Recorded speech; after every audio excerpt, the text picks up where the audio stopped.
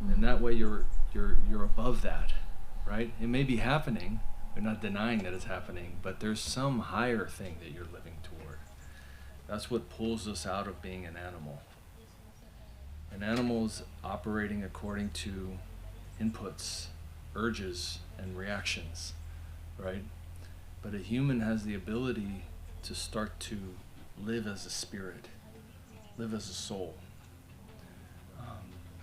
And the soul has a purpose of relation with the Lord, right? With the cause of all causes, with reality. And so when we make a decision in life, we're always going to be pushed from here to there by different emotions, different inputs, different intensities of circumstances, all these things. But to rise above that means to always place that higher purpose as the navigational principle. So, the question is what's good for my service? What's good for the Lord? What does the Lord want me to do? Right? And that immediately takes us out of the mire of the intensity of all the emotions, the intensity of whatever that circumstance may be, right? And brings us to that higher plane where we can think and operate more clearly, right?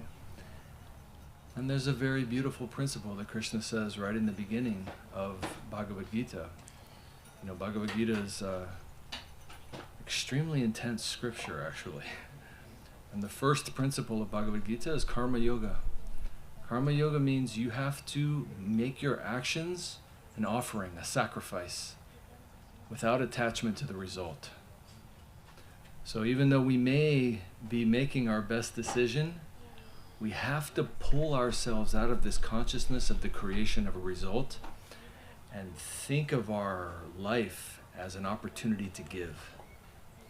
So we make our best decision with our clearest mind for service, but we still detach ourselves from being affected by these different outcomes. We just offer our action like a sacrifice. And a person who can do that becomes alive, becomes actually able to live and see and be. So that's Krishna's advice in Gita to start. Stop thinking about all these outcomes. There's an infinite number of variables that are creating these, and ultimately it's my property. The outcome is my property, the Lord says. We simply give and sacrifice. And that principle will lead you to fulfillment and happiness. Right? A person who's even if you watch a movie, there's just literally nothing interesting about any character unless there's a sacrifice. Right? It's just what is even the point of even watching this thing, right? The only thing that's interesting in anything is sacrifice. And so we have to learn to operate according to that principle.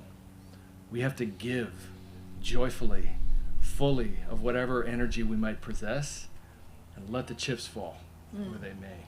And to navigate like that for the Lord is a high life, a very, very freeing and ultimately exciting existence that pulls us out of the mire of this and that and all this junk. Useless apprehension. Live as a sacrificing unit, and that's a yogi. That's a real mover on the path. That's my offering contribution.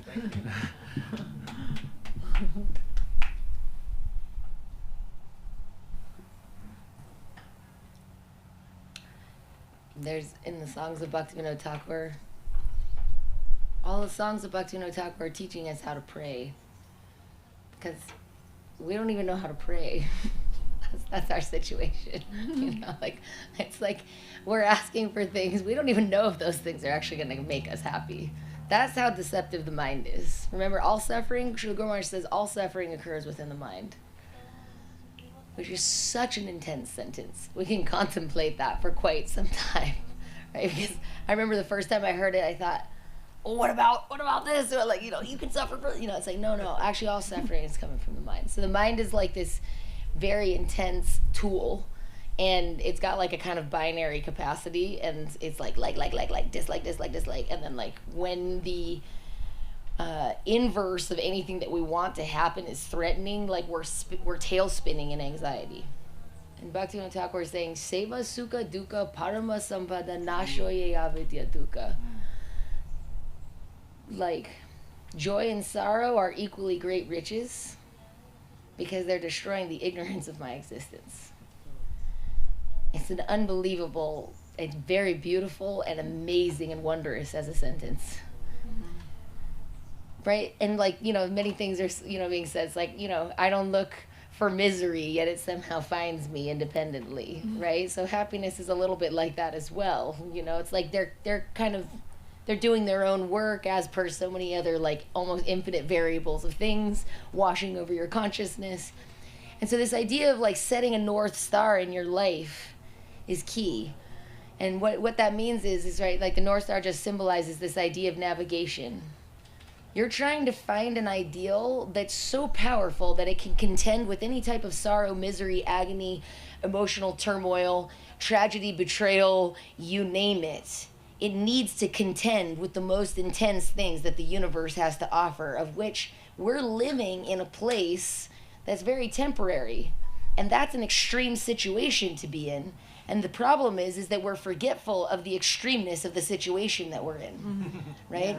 And we get like a little glimpse and it's just like, oh, you know, like, and the saints are trying to remind us of these things, right? That's why remembrance is a practice, right? Kamala dala jala jivana talamala, like these kinds of, this life is tottering like a drop of water on a lotus petal.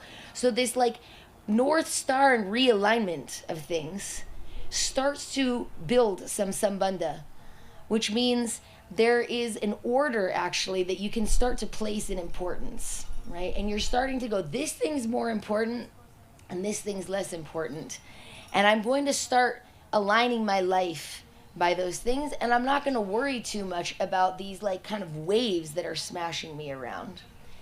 And then there's some heartfelt kind of advice from the scriptures as well, where it says like, you try to find someone who you feel is affectionate towards you and who you respect their opinion and who you think that they have some realization on the nature of reality. And you ask their advice. It's a very sweet kind of directive. It's like, don't ask someone who very much dislikes you. You know, like you find some heart feeling, some feeling of trust, and they have some realization on the nature of this plane that I find myself in. And you can ask them, hey, I'm finding myself suffering. What shall I do in this situation, right? Nobody's exempt from this feeling. We all have some strangely, perfectly curated obstacle, you know, that's like bizarre. And there's no one you meet. Everyone's kind of got it. And it's like, and why of the infinity of things is that the thing that somehow or other is overtaking my attention, right?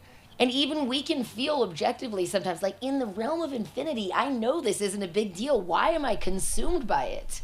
Really? I mean, it's like, how? And then we have to go, oh, if I'm consumed by it, like the Supreme Personality of God, he's the master hypnotist. Means I will see what he wants me to see. And somehow or other, this is the thing that's come for me to make some progress. And maybe it's really small, but your biggest thing is your biggest thing right now, right? And it's presented itself in full color, in full bloom, right? And that means if the Lord, right, what the scripture is saying, the very basis of reality loves you more than you love yourself, right? That's what the scripture, the very firmament of where all of this, right, this is just a little mustard seed spinning in a galaxy of endless mustard seeds, what to speak of the multiverse, right? Like, and the very firmament, like who is the cause of all causes? Who's the beginning of all beginnings, right? He's placing this situation for me, and he loves me more than I love myself. Then how can I not walk through this situation? There is no error. It's not like there's like a bug in the code of my life and everybody else's life is like going how they need it to. That's happening. Everything's purposeful. It's almost like there's at some point there's a decision where we're going on the journey and we're going, it's either chaos or there's purpose. And if there's purpose, there's something embedded in this exact thing that I don't feel like going through, right? And so then when you're going, oh, there's some kind of transformation, and then we go, I don't even know if I could do this thing. And now we start to see like the glory of what surrender signifies. Right? Now we start to feel, oh, where are these prayers from the saints coming? Oh, Lord, I'm in an ocean. Like, grab me by the hair and take me to the opposite shore. Like, from their heart, teaching us how to pray. I don't know if I can make it. And then you're going, oh, such a fine sentiment of the heart is starting to occur. Right? Such a mysterious thing. And he was so, and then almost like, in a certain sense, there's sometimes where many saints, they're expressing, it's not like the cup is half full and the cup is half, it's like my cup is more than I could ever have hoped for. It's so much mercy and kindness has come to me, actually. I cannot reciprocate with the kindness that's coming to me. That kind of feeling, that actually what I deserve is actually quite a bit more. And so carefully and kindly, the Supreme Lord is carrying me through these circumstances, so gently moving me. Yeah. You know, because it's like a tectonic plate, actually. Like what's covering us is so many layers of selfishness. We're trying to let something pierce through, so maybe as it's getting jarred a little bit, right? It's like make space for grace kind of a thing, you know? It's like, oh, like the cracking of what needs to happen just to see like some glimpse of something beautiful, right? So the deep search for something that can be more powerful than the thing that we're in right now. And then the desperate alignment where we ourselves are refining and our ideal is refining. And then things will find their proper place, like they kind of fall in gravity, in a sense. And then the very obstacle that we're avoiding that is causing us an unimaginable amount of turmoil has become the seed for adventure. Jai. Yeah. So.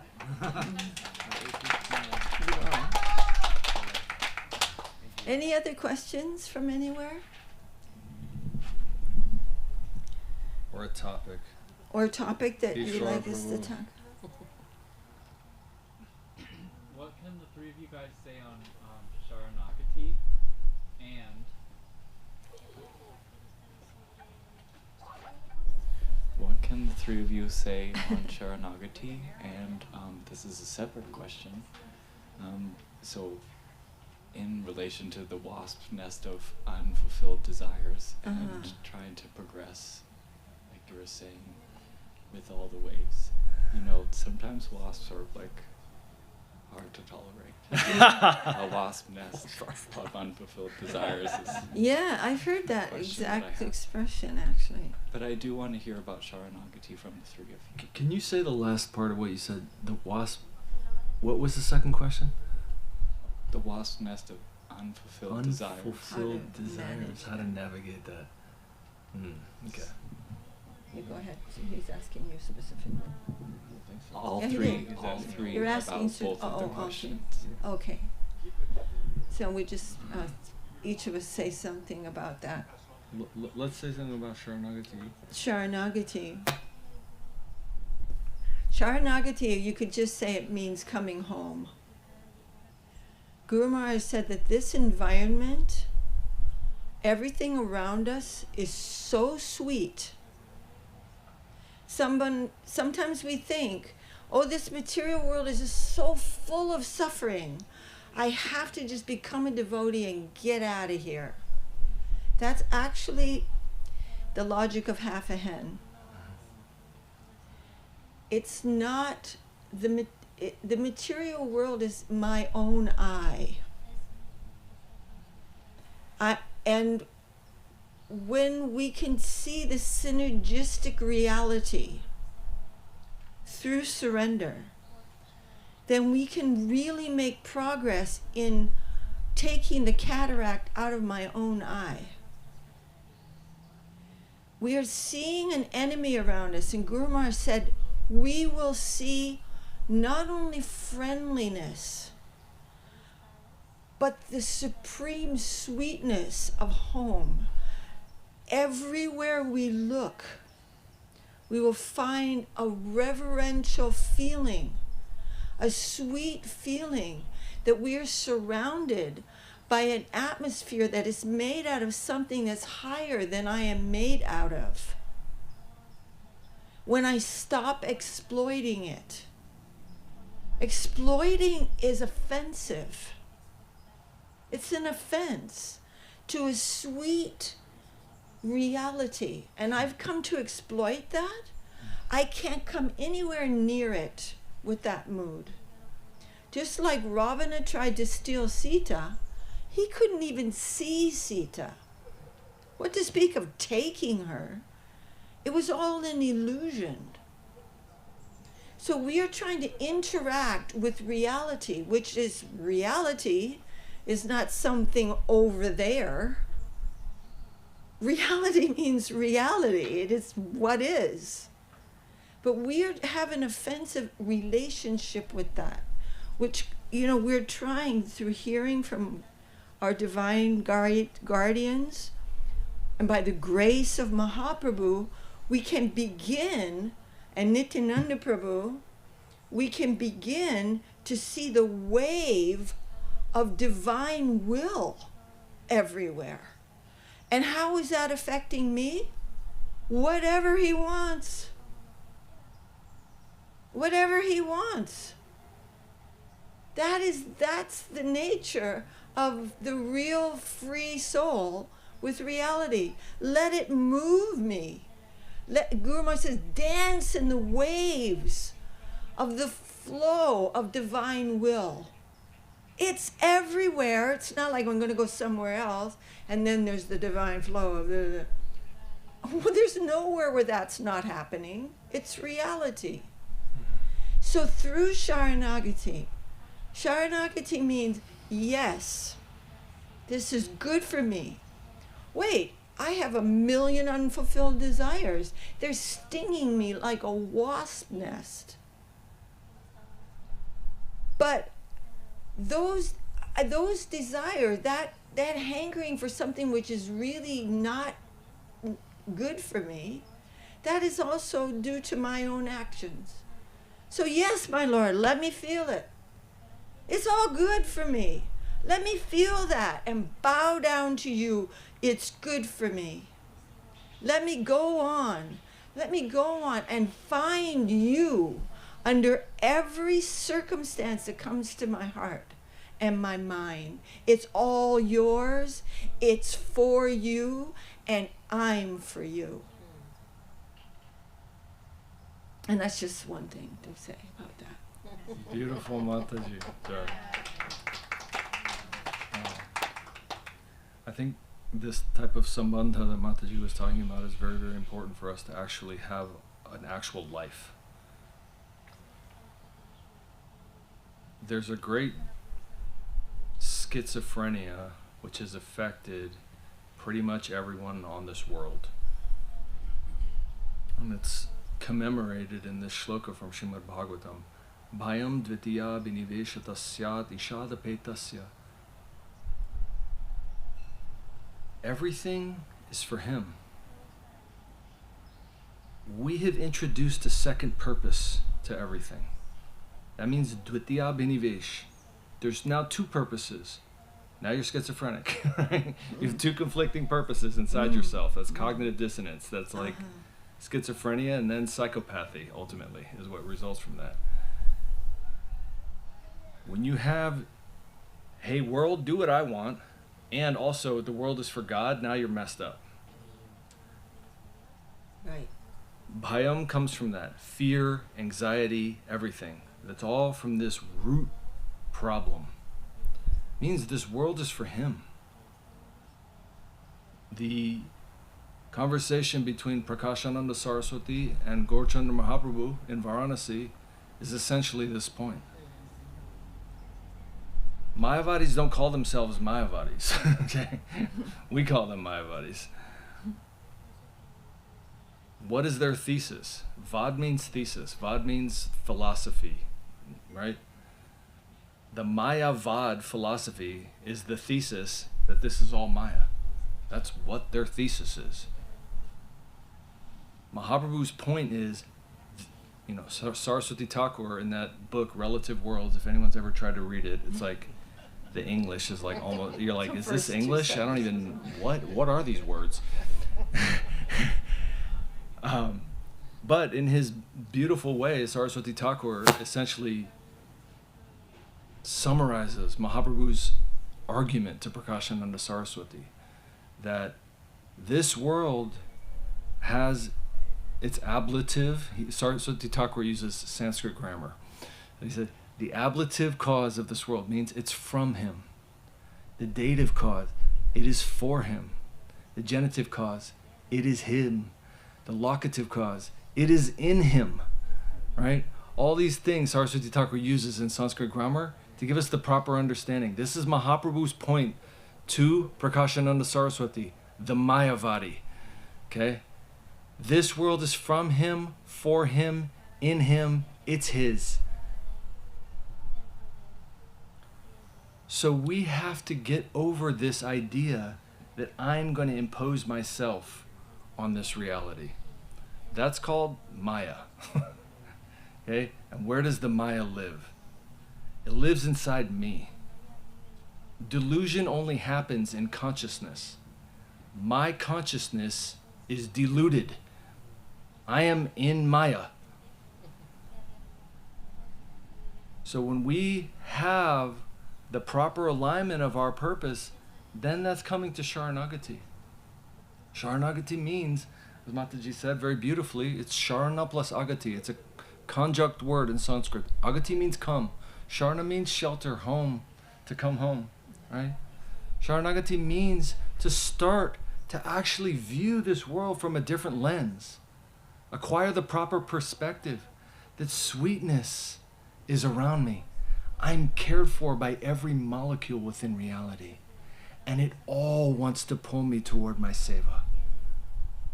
Stop being a cancer cell within infinity and trying to take all the energy for yourself and give nothing back. Right? I have to reset my relationship.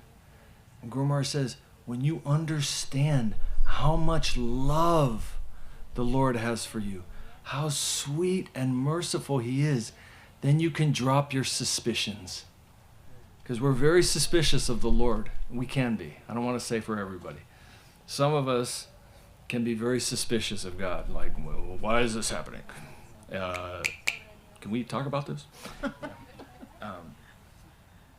But it's not like that. We have to trust him completely.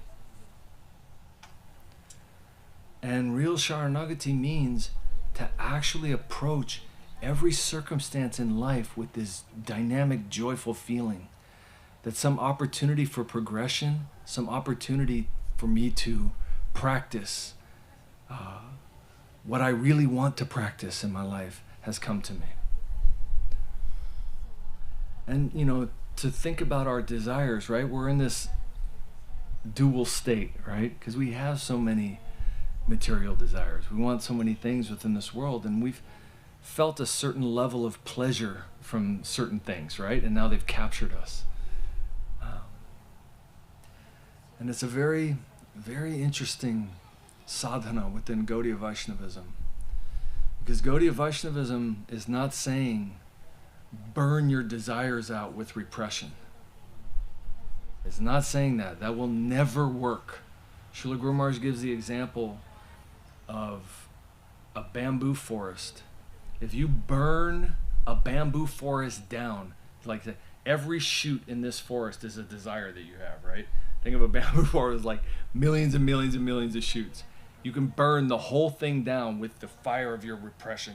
I'm not doing it, right? And it will all grow back. You can burn a bamboo forest and come back in 2 months and you're like, what happened? It's like there. And that's like desire within us, because desire is fundamental to who we are. So this is called kama, right? But kama has its thing where it's misplaced. My desire is now coming into like, let me arrange everything within this world to how I want it, right? And that can be millions and millions and millions of things, right? Because there's an unlimited number of things. But that same desire is actually seeking taste, is what's happening. Right? Guru Maharaj says everyone and everything is seeking rasa. You just want to have some wondrous, tasteful experience. So that's why you do anything. Guru Maharaj is saying, the thief is stealing because he wants rasa. He's not stealing because he wants something. He wants to have some feeling. Right? So he's trying to get that feeling by taking somebody's stuff. Right? Guru Maharaj said, no one does anything except to get rasa. So we're seeking some type of pleasurable, fulfilling, satisfying feeling. Right? That's what we're doing, but we're seeking it in all the wrong places. So Vaishnavism is not saying destroy your desire. It's saying you have to place your desire in the highest place that will fully satisfy you. Because all these things, they have some cost to them, and you even know it. Like even Guru Maharaj was, to take the thief example, he's saying, the thief is stealing, he's getting some, I got it, right? And then he also has this thing in the back of his head, like, this is not free. There's some penalty coming to me, right? And he knows it. And it's going to come and it's going to end, and but he still has to do it, because he's just like, but I got it. It gives me a feeling, right? It was so funny. We had this guy in our neighborhood, just to stay on this thief thing. We had this guy in our neighborhood for about 5 years. I would hear his truck. One time I even caught him, and I'm like, what am I going to do, shoot this guy? Like, I don't even know. But he's like, he would just drive around, bust into people's cars, take stuff, whatever he could out of it. Something, he broke our car window and, like, took some, like, insurance cards and stuff out of the glove box. I'm like, seriously, dude? Anyways, eventually they caught this guy, and they had an entire firehouse full of desks of all the stuff this guy'd steal in 5 years, and he was just fully addicted to it. He wasn't even, like, doing anything with it. He would just go and just steal just to, like, have the feeling that he got something. Anyway, is funny.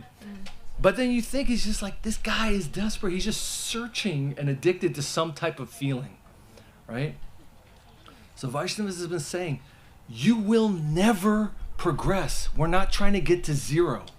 Right now our desire is in a negative realm where there's some consequence to it. And there's a whole bunch of religious paths that are designed to get you to zero. Mm-hmm. But the soul is not satisfied with zero. Vaishnavism is the positivity. It's saying existence has within it its fullest satisfaction. You have desire because you're meant to find your satisfaction within relationship to the Lord. And that desire will never ever feel satisfaction until you find that relationship. So the Vaishnava advice is not repression, it's replacement. Replace these things with the positivity of the life of service and relationship with the Lord. And those things have to be felt. And there's some very beautiful mantrams, within like Gayatri Mantram, for example, where these things are expressing the root desire that's within all of us. The Kama Bij Mantram, Kling Kama Devaya Vidnahe Pushpavanaya Dhimi, right? These are talking about desire you have inside yourself, but take it to that higher realm. Kling Krishnaya Govindaya Gopijana Vallabhaya. These are all, these are all pushing your desire to a higher plane. These mantrams, having that effect inside of you. Saraswati Thakur was saying, these mantrams are all to take your desire from this plane of temporary phenomenon to the plane of higher taste and higher experience. Because when you actually feel that, then these things naturally go away. Not as a matter of artificial repression, but as a matter of suddenly what was once tasteful to you looks like trash. Right? You might be addicted to, getting drunk or whatever it is, the thing that we just decided in our mind is like, this is the thing that gives me pleasure. And then at a certain point, you make some progression. You look at that and you're like, what the hell was I doing? This is absolute trash, right? That's the way.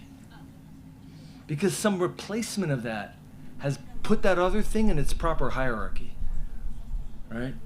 So the movement forward into service is the way of truly leaving these things behind, not getting to the zero of repression from which you fall back down again. And in surrender. Right? And so in Sharanagati, these things can come. Something is presenting itself to you in a way that may seem like an obstacle. We'll go through that and see who you become. Right? Trust the Lord. Go through that thing. You're going to become a different person. You're going to feel a different feeling in your life. Right? All these things come very naturally and sweetly because He is the Lord of reality. And He is the designer of your destiny. And to pass through these things in a mood of willingness and service is actual advancement. I hope that means something. Dandavats.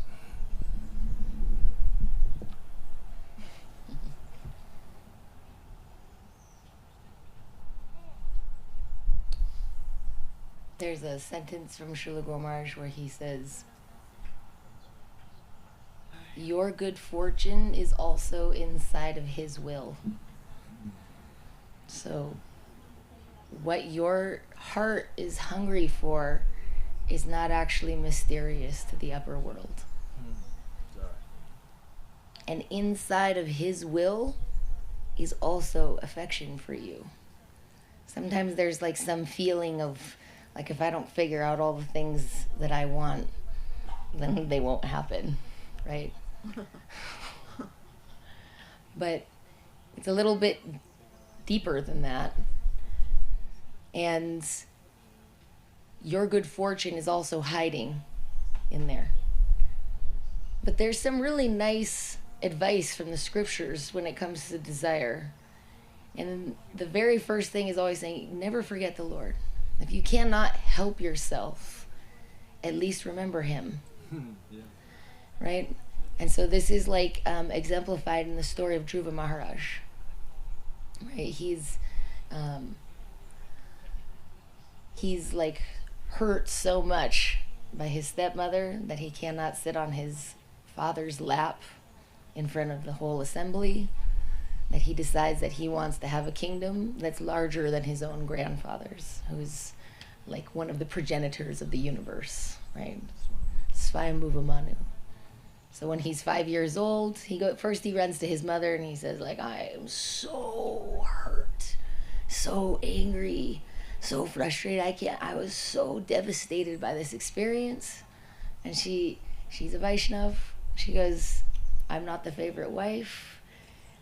And it's true, and I can't really change anything. I don't have that power. There's only one person who has more power than the king of the world, and that's the Supreme Lord.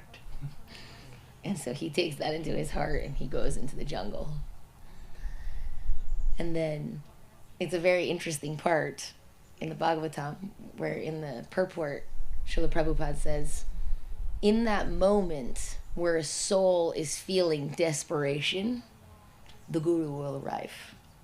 Right? So that question's pulsing into the universe. Necessity really is the mother of invention, right? Like this necessity that we feel has some negative gravity pull and the universe is responding. And always will. That's why the story of teacher and disciple will always be the most amazing story. And it's going to have, from the heart of the teacher, lovingly flowing into the heart of the sincere searcher quester, some truth will be moving, and this story will always be happening in time and space, because this quest is like a kind of eternal quest, right? There's always something, there's always another layer to the plot, there's always something more happening. So Narada Muni reveals himself to this young boy.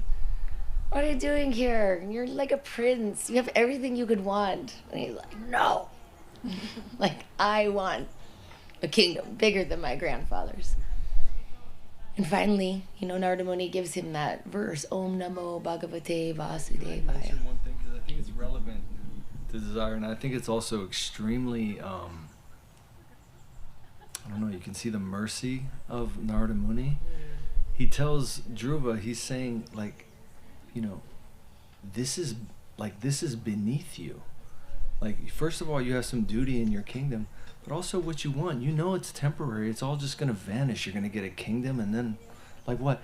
And Dhruva says, I know you're telling me the truth, and I'm so angry that it finds no place in my heart. I can't hear it.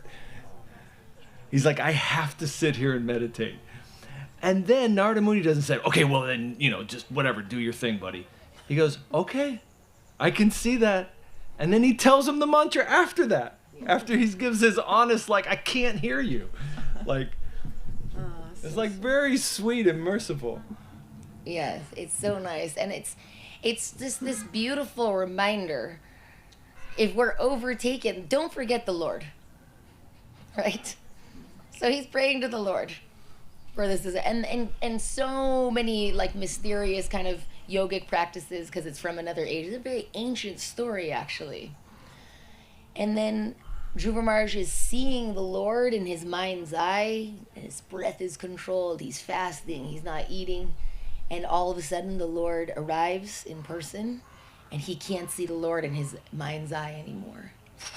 Like the whole universe is almost in pause from the gravitational pull of this type of sacrifice, right? Sacrifice is like the movement of the whole universe, right? Bhagavad Gita says, like, you won't be happy in this lifetime or the next if you can't learn how to sacrifice, right? That's like, actually everything is living off of that. And so it's like, and then you're churning your sacrifice for higher and higher things and being purified in the world of self-sacrifice.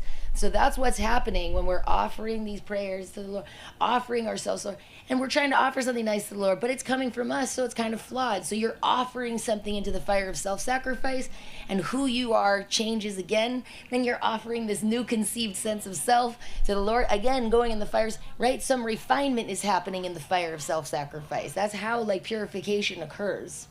And he's opening his eyes. And very famous prayers are coming from his mouth. And the first thing that he says, right, the Lord is very kind, like, what can I give you, my dear, sweet heart friend, right? And he's so ashamed.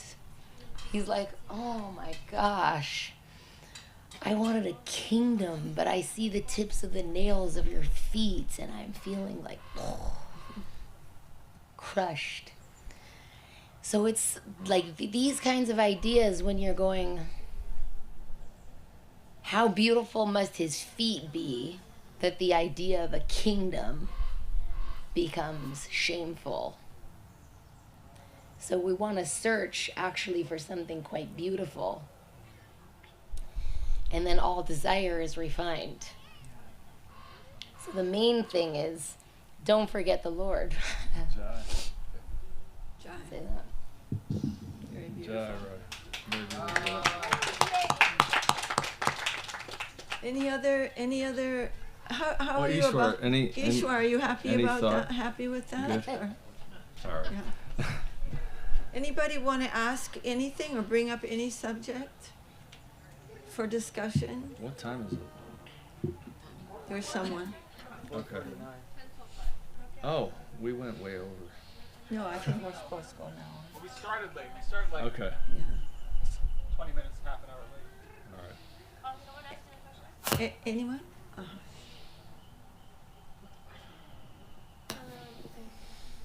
I'm just thinking about it on the spot. There are no bad questions. Okay. True. True. My question would be, on your daily practice, although it looks different every day, when do you feel most grounded? In our daily practice, Yeah. when do you feel most grounded? Yeah. That's a super question for me. I really appreciate that, and I think it's really an important question. Guru Maharaj keeps saying, go deeper, go deeper, go deeper. It's not that our practice is physical. Of course, we're offering our physical energy. We're also offering our mental energy, whatever talents have come to us due to our past activities. That's an environment. It's not who we are. Krishna is the only one who has any potency. For example, I can do this, right? So you say, well, it's by my will. I'm making this happen. I'm the doer, but tomorrow I may not be able to do that, number one. And number two, I don't know how I'm doing it. I have no idea. So Krishna is the doer. So what am I and what can I offer? We have to find him. That is where we are grounded. And without Sharanagati, Guru Maharaj says, everything we're doing is external. It's just a movement on an external. And that's okay. We want to, I mean, you know, it's tempting to just be doing things and leaving myself out of it. I got me. This is my stuff. That's me and that's mine. And I can do all these things for you. But Guru Maharaj said, no, you need to give you. And that means, like Sudharshan was saying, and I was saying, you know, when the results of our actions come, we bow down to them. Not like, wait a minute, you're in Maya, and you're in Maya, because you didn't make things happen the way I want them. So it's very tempting to do that. But subjectively, we have to, Guru Maharaj said, offer all your actions to the infinite and let him mold it in his own way and bring the result to you that you cannot believe. How wonderful. If we can bow down to that result, he will show us something. He will change our angle of vision. He will do it. He wants only that we will try to approach him in surrender.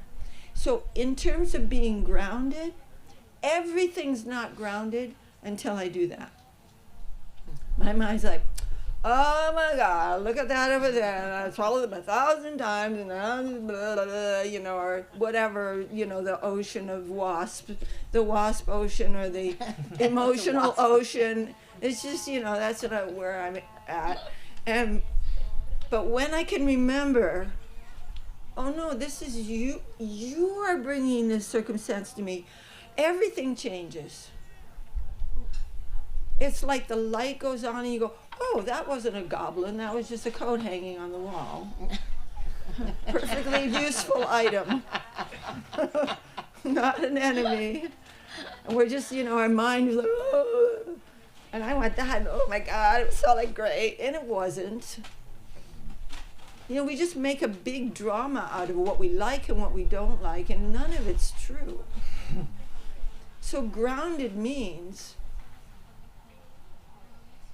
we preach sarva karna karnam. Ishwara Parama Krishna, the Supreme Ishwar, the Supreme Controller is Krishna. His form is Sat Chit Ananda. It's made of eternity, complete cognizance, inconceivable joy. Anadir, he has no beginning. Adir, he is the beginning of everything. And he's the cause of every cause. But do we believe it? We're telling people that we're not preaching, but we don't believe that until we begin to surrender. Until we take that result of what I did, that I didn't like that result, and say, no, you're the cause of that. You caused this result. And I bow down to you, you're the one I want. And Krishna likes that. He can just go like this, and you're like, whatever, pure devotee. But he likes that we're approaching him. Guru Maharaj says. We have to remember that what we're preaching is actually true. Not so easy. And the really gnarly moments of our ego, making this big brass band. I'm going to draw the line there. This is not going to happen. You know, we have to be grounded in the cause of all causes. And that is a sweetness that we have never conceived of since we became aware of ourselves as existing as an individual. We have never known that. And now, by the grace of Mahaprabhu, Nityananda Prabhu, and their great followers, we have a chance to go beyond what is normally possible for any soul, to see Hare Krishna. Radha and Krishna are the basis of existence. And that is to be done through Sharanagati. What else? Are we going to have a little meeting with Krishna and decide what things should be? You know, like, I don't know about all this rainfall, you know, drowning and all that stuff. That, I think it would be better if it was just a little rainfall and, you know, a few people get a cold or something. You know, we're not going to be meeting with the Lord to decide on his pastimes. We must bow down now. Reality is now. It's not somewhere else and in some other place. And Guru Maharaj said, you will see sweetness all around you. Anyway, that's the idea. So I actually have a question.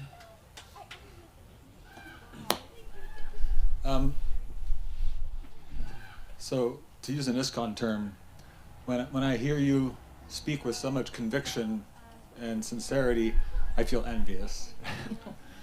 I feel jealous. Which term was the ISKCON term? Envious. Right? Oh.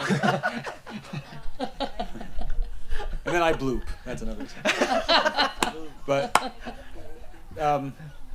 But yeah, no. So the question is, do you have times when you feel like your faith is tried? Do you feel like your faith falters at times? And when that happens, how do you deal with that? What do you do to rekindle your faith? Assuming that does happen, if it does happen. I mean, I can speak for myself. Yeah. I mean, life is brutal. Like, you're gonna feel tested. Yeah, it's like there's false summits, there's dark valleys, there's cul-de-sacs, there's shadowy corridors, there's dead ends. Because there's a lot of strategies that we're employing on the path, right? Everyone has kind of their preferred neurosis, if you will, as their strategy. You know, like some of us are angry towards reality, so we want to push back on it.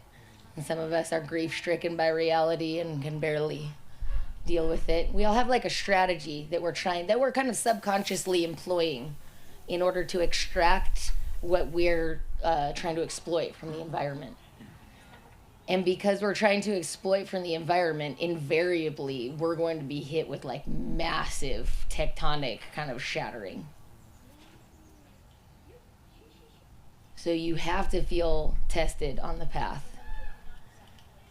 It's like, that's what makes an adventure an adventure. That's what makes your life interesting. That's what makes your journey full of purpose and everyone else's journey full of deep purpose, is exactly those moments. So much so, right, that Queen Kunti, her prayers are going into a separate book.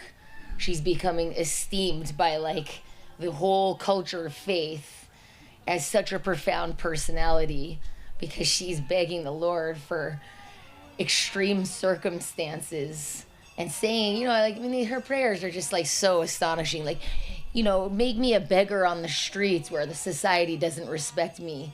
Make me go through, like, whatever you want me to go through so that I may become yours. I feel closer to you. And, you know, I may be fit to be a part of your pastimes. So that I may be fit to become a part of your pastimes, right? And you start thinking, like, what is the main drama that's going on in Mahabharata, right? It's not like, life is unscripted, right? Because it's live streaming. So it's not like an obvious thing when a choice comes to you of like, okay, I always go left when I hit this cross section, right? You're going to go, oh my gosh, if I go right, there's this thing and payment. And if I go right, and if I go left, there's this payment. There's these heavy pulls. And so you're being, in real life, you're weighing out. And right, what are they doing in the Mahabharata? Divine Providence has created this very extreme situation. What should I do? And they're consulting with each other in these extreme, like life and death circumstances. And we're also confronted with many decisions that have payments where you're going like, oh, if I do this, there's this thing could happen. And that's why your mind is like, and you start to like the feeling that's amazing, actually, that's talked about is you're entering into deeper and deeper levels of uncertainty, right? So like a transaction means I'm going to pay, like just to use money as an example, you can use it. Transaction just means like I pay like a couple of bucks and I get like a pack of gum back. And it's a known transaction where I know what's coming back. But you throw something towards the infinite, you're actually not quite sure what's coming back. A real offering is not a transaction. Like, Lord, I gave you this garland. I hope that this afternoon works out. Like whatever it is, just as like simple example, and I cooked, I cooked you breakfast and I hope breakfast was pretty good. And like, I'm hoping that like there's going to be enough veggies for dinner that you help me get, like, whatever. No, they're just cheap examples. They're just simple examples. But the idea is, to proceed into deeper and deeper levels of uncertainty, right, requires sacrifice. And then we don't know actually exactly what the Lord wants, right? And that's real. You're going, this is my life. I'm trying to offer like whatever this little thing is. And is it like this? You want this? And then we get some feedback from the environment, like not exactly like that. You're like, ooh, like, like, because it's not perfect. It's like this super small like vision of reality that's like narrowed by who knows how many selfish lenses, right? And so the Lord's actually being very kind by like refining. And so that's where that like very famous article of Srila Bhakti Siddhanta comes. He says karma is prashadam, right? Karma is mercy, right? So it's not just that, and Guru Maharaj says this many times, karma is not just punitive necessarily, right? That's not the nature of reality. Isn't just punitive. It's ricocheting. Whatever we've spoken, whatever we've thought, whatever we've done is coming back to us separated by time. And the big game that like the exploitive energy that we're all like kind of playing is we're throwing out some kind of exploitive seed and trying to like dodge the results of what those circumstances are. And then at some point in time, right, it's only separate. That's the problem. Is that if we would come instantly back, we would have a quicker feedback loop. But then you're just going, who are these people on the journey, the courageous, noble, heroic journey that immediately face what's coming to them, right? And so you see like this exemplified by like King Parikshit is a perfect example, right? He offends this sage and he's told he has 7 days. And just yesterday I was talking with Jairam about this moment. And of course he has the verse memorized from Bhagavatam. Not only does he not beg for any liberate, like some, like out of that situation.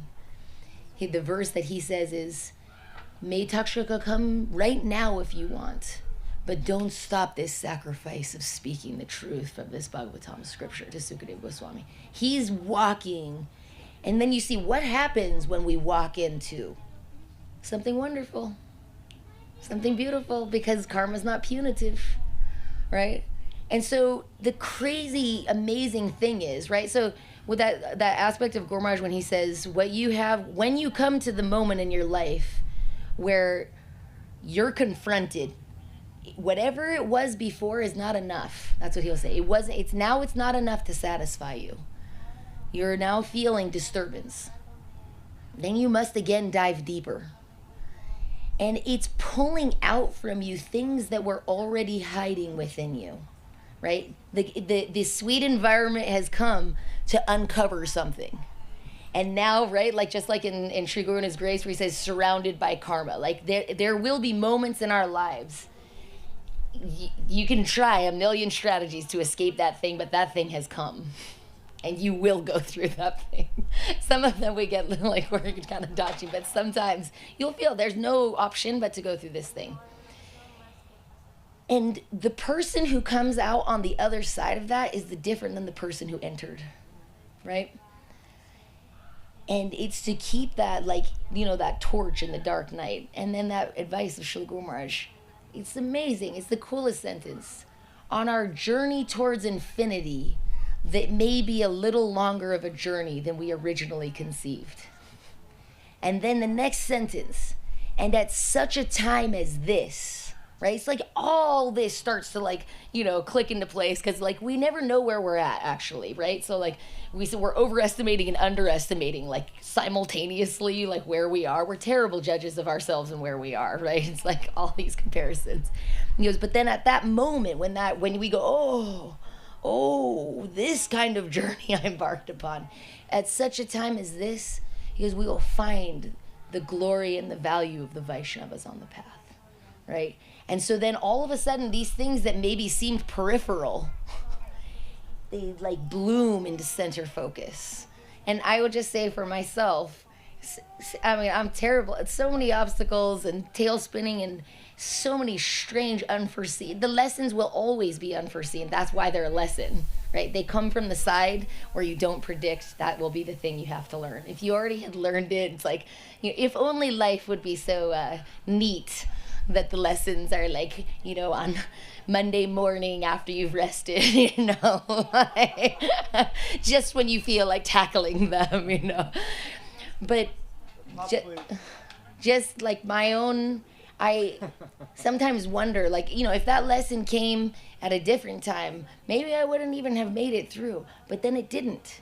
And I can always trace really some kindness that I didn't deserve from someone coming towards me going, oh my, and helping me through that process, and ultimately strangely feeling grateful, which is the most peculiar thing about suffering. How is it possible that in, you know, because there's this book, it's called The Happiness Project, and it's like most people, they think when they get married, they're going to be super happy. That's like the number one thing everyone's consumed with. And then when something terrible happens, that everything's over. And of course, what they found is very shortly after getting married, you enter the next set of lessons. And that generally speaking, when people go through quite heavy things, they mine something quite wonderful, right? And so how can something seemingly looking very rough on the outside, how can it have something of value in it? And it's such an amazing thing, because that, if that, then this, right? So now the spectrum of possibility opens, because you go, that thing that I didn't want happened, but I feel some movement inside that I didn't know was possible. And how can I say that it was bad then?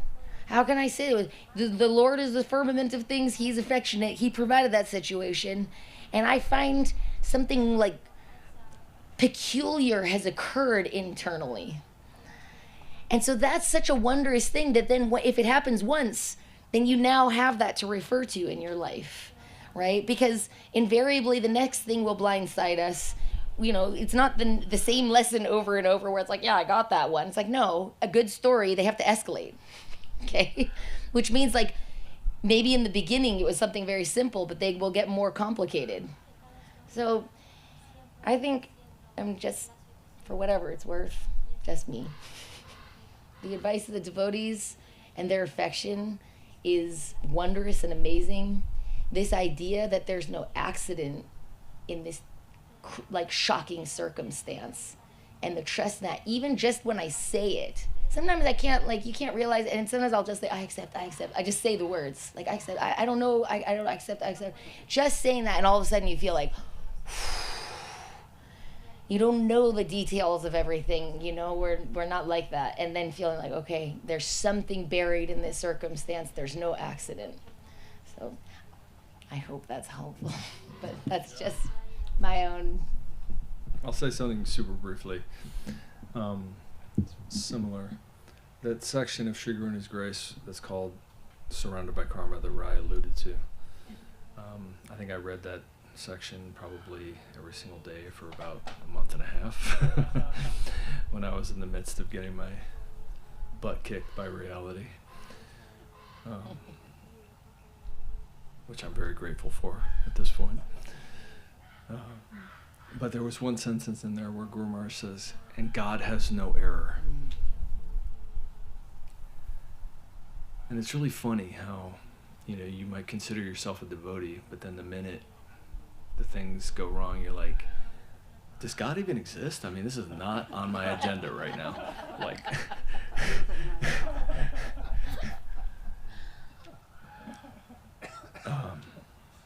but he does have no error.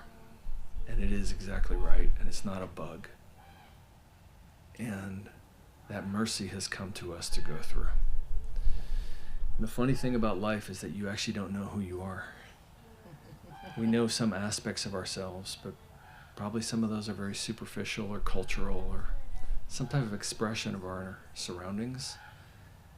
Actually getting down to who you are is a great mystery. And the funny thing is you don't know what you're capable of. You don't know what you can go through, and you don't know what's lying inside of yourself that the necessity of that circumstance is going to draw from you.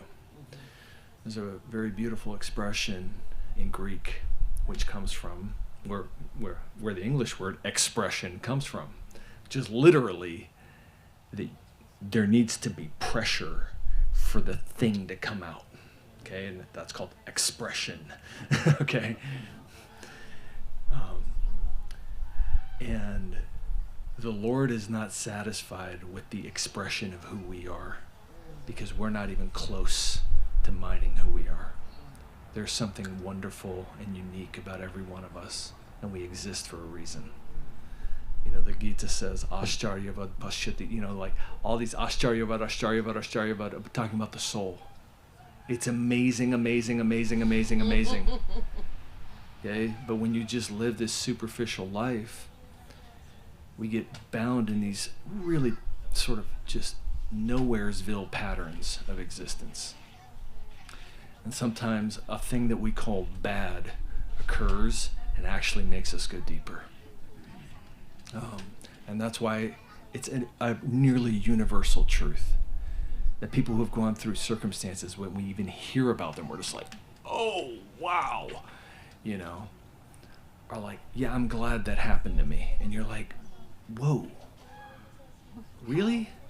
And so many people say that. And Rai showed me this interview with this guy who was in a Cuban prison for 17 years, just in the most abysmal circumstances and abusive circumstances. And he's like, I'm glad it happened to me. I would do it again. Because I found God. Because I found the Lord. What is this thing that these people are referring to? They're not lying. They're saying that from their heart. There's something wondrous in the plane of consciousness that must be mined. And there is a beauty to turning into that.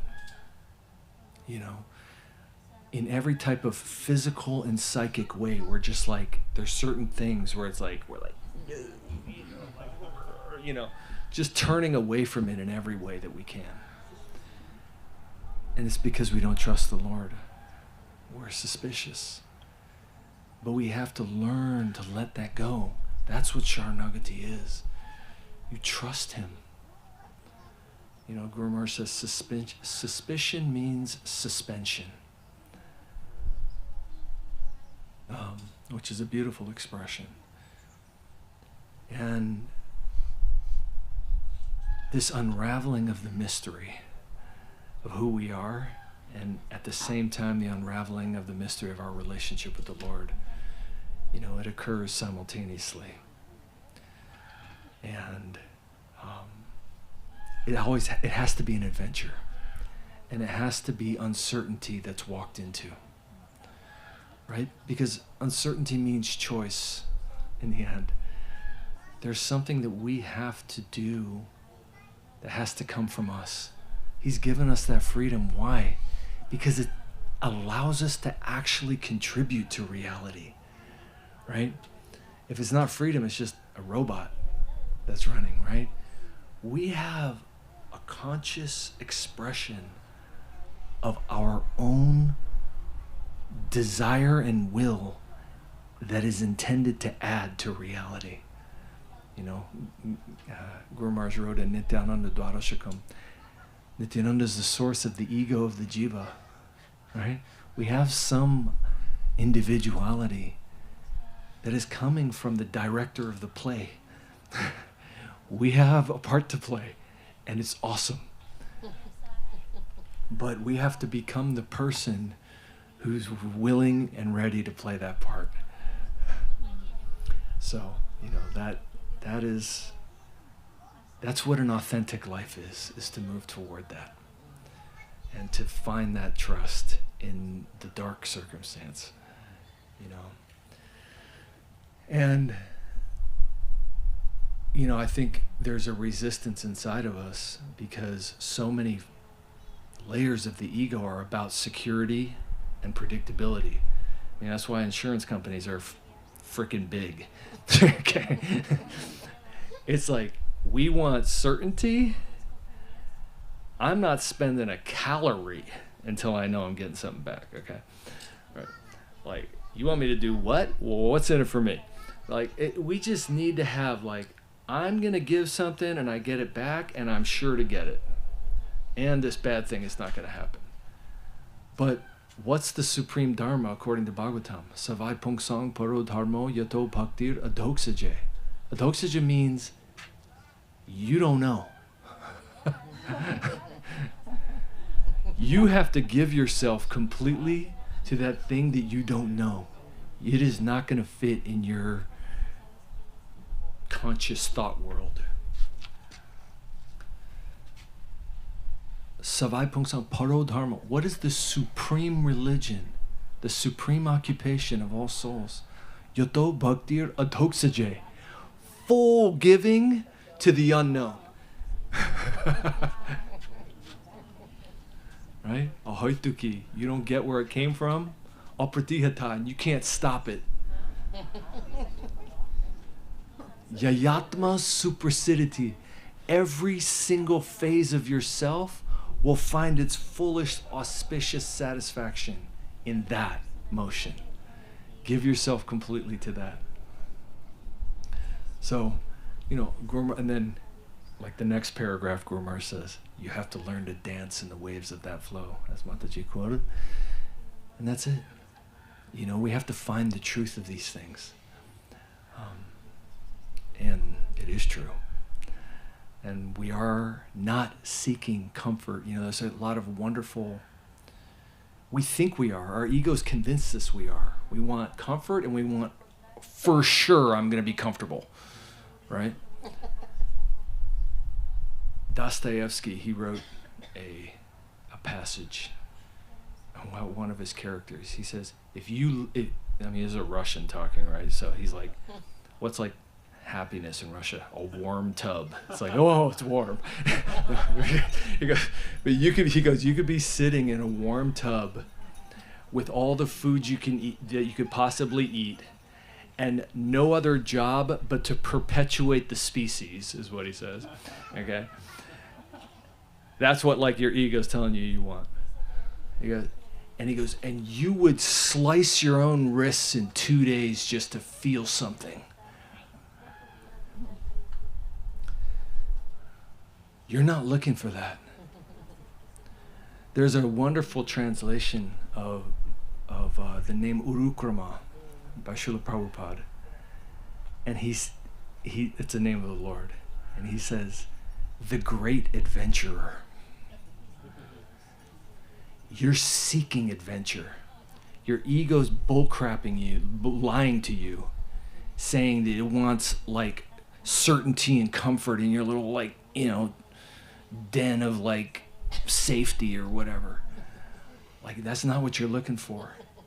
You're looking for dynamic, full life, full of taste in the play of the Supreme Lord. And you're built for that. That's why you exist. Could I have So, one? No, we're not. just a little offering. I just wanted to add one little tiny thing because. Oh, sorry, Prabhu. Oh, yeah. Oh, I don't know. It's on. That's my fault. Hello? Sorry. Is it good? In religion, we think of God as being that nice guy who stays in the church and behaves himself, and he does good stuff to us. And that is so boring. It's just boring. Whenever I used to think of heaven, I thought, it just sounds so boring. The Lord is just not boring. And we don't want to let our prejudice limit the experience that he's trying to give us. That I'm not going to like this. So it's part of the material world. We really have this schizophrenia. I'd say, and Sudharshan has been talking about this for years, like in how we think the material world is the stuff I don't like, so it's not about God, because God's a good guy, he does all the good stuff for us. We're very much contaminated by that idea. And Krishna consciousness is all the nice stuff. It's the spiritual stuff. It's the stuff that's going to be really, it's completely wrong. It's a bifurcated idea of absolute reality. Absolute means all-encompassing. There's nothing left out of it. And harmony means I want to be part of that. I want to have my little play in that. And I want to be his. Guru Maharaj said, let him play me like a doll. And so we're trying to take our little experiences, which seem like you guys are saying, so big, and let him change my angle of vision and realize my selfishness has turned the sweetness of reality into this poison, and I'm blaming him for it. So it's a big revolution.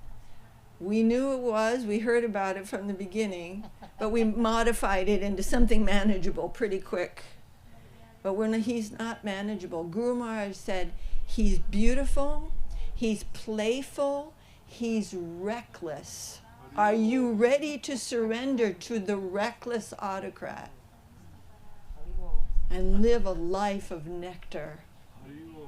Jai. Jai Shri Gurudev ki Jai. Jai. Jai Shri Shri Guru Gauranga Gandharvika Giridhar Ju ki Jai. Jai. All the great devotees. Soquel Ashram ki Jai. Jai. Swami Didi ki Jai. Pitai Gaur Premanande. Rai Kishori Devi ki Jai. Sudharshan Prabhu ki Jai. Srileikha Devi ki Jai. Haribol.